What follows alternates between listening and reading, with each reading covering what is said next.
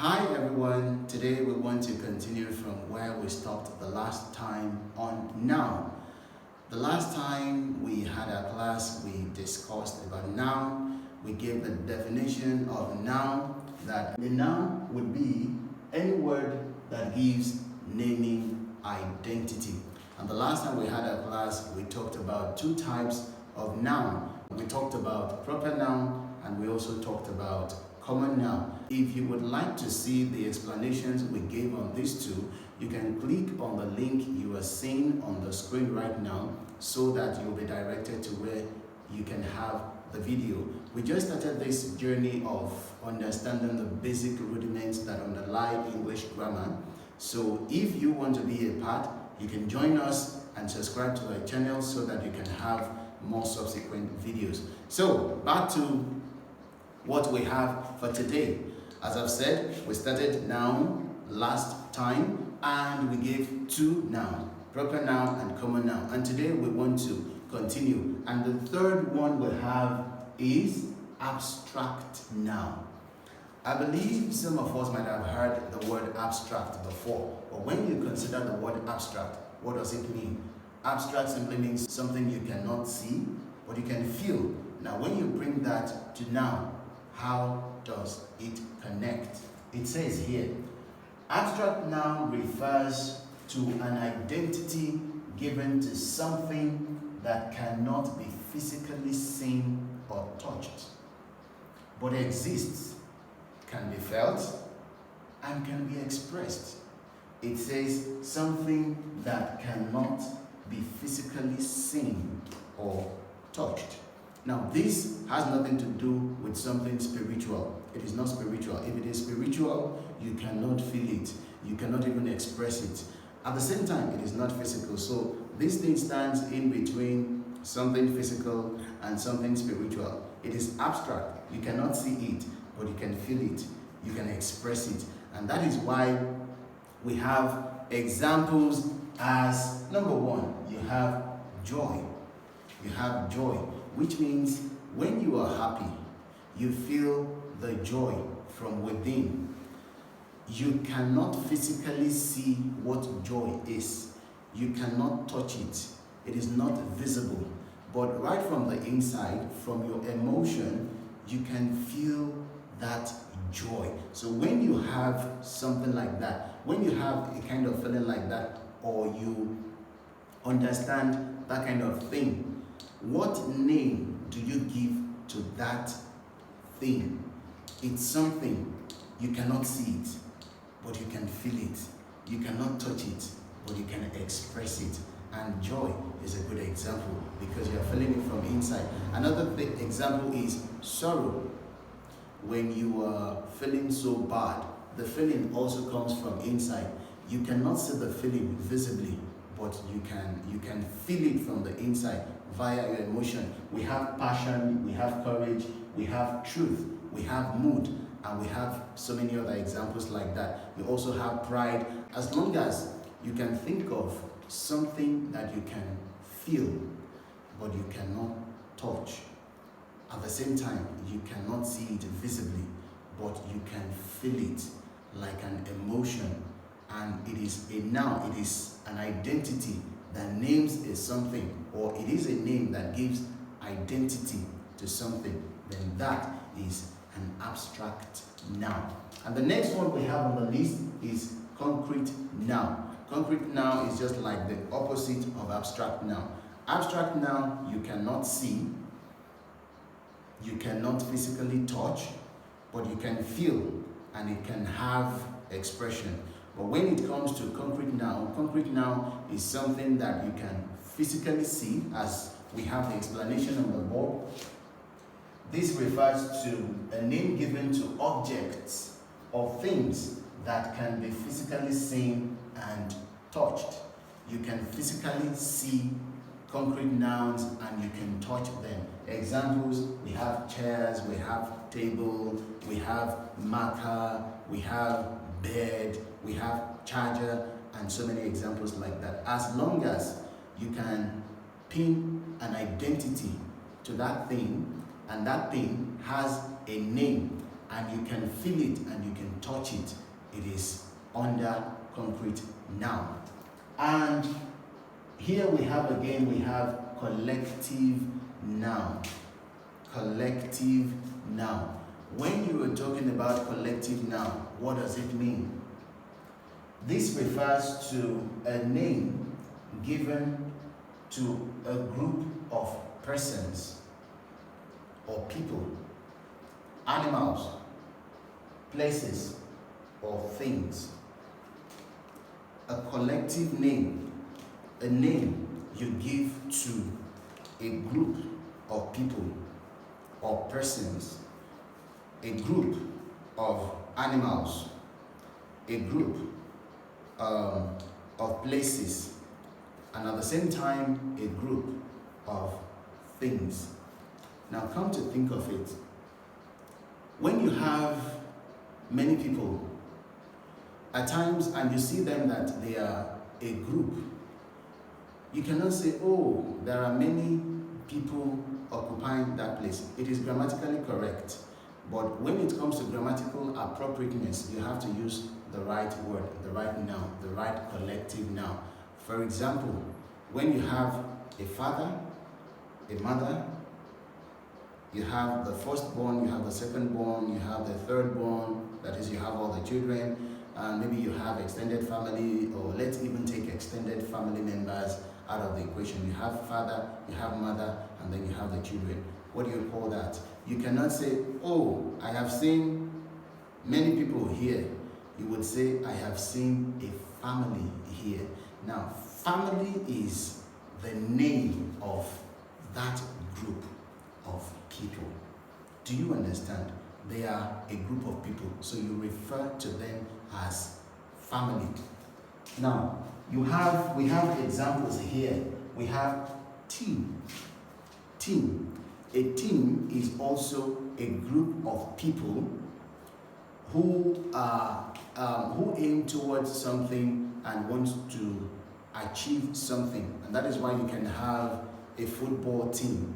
A football team will comprise of a coach, maybe technical director, assistant coach, players, medical, whatever. You have them like that. When you have them as a whole, you have a team. Let me take that again. Yes, I don't want to use the word team. You have a team, that is a group of people working together to achieve something. Now, when you have this group, the group would have probably a leader, deputy leader, and other positions, and then you have members. When you have them like that, you say that you have a team. So the word team is the noun you use to collectively address those people instead of addressing them one after the other, because they have something in common. You address them as a team. And we also have, for animals, you have pack for wolves. When you have a wolf, you can say there is, you can see a wolf. I can see a wolf. That is a wolf. But when you have them collectively, you have them in numbers like that. You have maybe up to 10, or you have up to, in fact, you have them more than one, you have them in group. You cannot say, oh, I can see many wolves. No, you say, I can see a pack of wolves. So pack is the collective noun. You can connect that identity to something. You can name that group. So the name of that group is referred to as pack. So you have pack of wolves. You also have pride. You have pride. And pride is used for lions. So you have pride of lions. When you have lions and lionesses, you have pride of lions. And then you have league. And at the same time, you have alliance. So you can use league for nations. So when you have more than one nation coming together for whatever it is they want to do, you can say you have league of nations. And at the same time, You have alliance of country. So a group of countries coming together for whatever purpose. You say you have alliance of countries. Then you have for things, objects. You can have bunch of keys. You have one key, you have one key, you have one key, you have one key. Collectively, you cannot say, this is a group of keys. No. Or these are many keys. No. Just have it as there is, or I have a bunch of keys. And at the same time, you have somebody has many cars. So you don't say, oh, he has many cars. It is grammatically correct. But when we are talking about appropriateness, you have he has fleet of cars, and that is how you work things out like that. And the next one is count nouns. Now, when you're talking about count noun, this refers to the nouns that can be measured by quantity. Nouns that can be measured by quantity. That is, when it comes to the numeric counting of this noun, it is possible. For example, you have table. You can count table. So you can say, we have 1, 2, 3, 4, 5, 6, 7. We have 20 tables, 50 tables, 100 tables, 1,000 tables. So they can be counted. And at the same time, you have examples as houses, hats, ball, chairs, markers, and you have things like that. So as long as the counting is possible. So the word count noun or countable noun simply means there is possibility in the counting. You cannot, for example, you can't possibly have something like go and count all the tables in the world, and you feel like, as long as we cannot count all the tables in the world, so tables should be uncountable. No, that is not what it means. What this now is trying to say is the possibility of counting.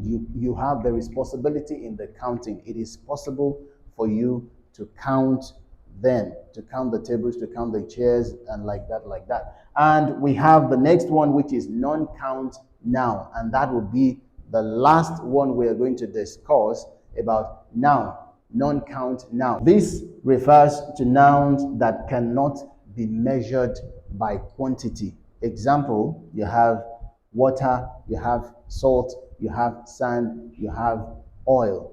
When you see all this, you cannot count water. And just as I have said, talking about non-count, you cannot measure the quantity. But some of you might think that, but we can have a barrel of water. We can have a bag of salt. We can even have a bag of rice. Is that not quantifying the number? No, that is not what we're trying to say. What we're trying to say is the counting. You cannot count water. You cannot count oil. You cannot count sand. You cannot count salt. They are so, by the nature of their appearance, counting them is impossible. But what happens is when we want to give possible quantity to this thing, that is when we pack them. When it is packed like that, you can now have a bag of salt. But salt in isolation cannot be counted. That is why it is referred to as non-count nouns. That is, nouns that cannot be measured by, you cannot measure their quantity. And now this will bring us to the end of the types of noun. Remember, I told you we have types of noun and forms of noun. Now we are done with the types of noun. And to give you the rapid summary, we have 7 types of noun. We have the proper noun, which refers to proper identity. We have the common noun, which refers to the common name you give to an object, a place, animal, or thing. And then you have collective noun, which refers to the collective name you give to animals, people, places, things. We have abstract noun, and this is the noun that deals with something that you cannot see, but you can feel. You cannot touch, but it can be expressed. And the next one is concrete noun, which refers to the noun you can feel, you can touch, and you can see. And then we have the counting noun, which refers to the noun whose quantity can be measured, and non-counting noun whose quantity cannot be measured. So these are the 7 types of noun that we have. If you have not subscribed, subscribe now so that you can see more of our videos. And for those of you who are just joining us, I would want you to click the link you have on your screen. This will direct you to the videos we have done in the past so that you can study, you can go through, and then join us in the next. We've already said that it's going to be a very slow journey because we want to take it one after the other, line upon line, stage upon stage. And I believe you have learned 1 or 2 things. So see you next time on this same platform. Bye for now.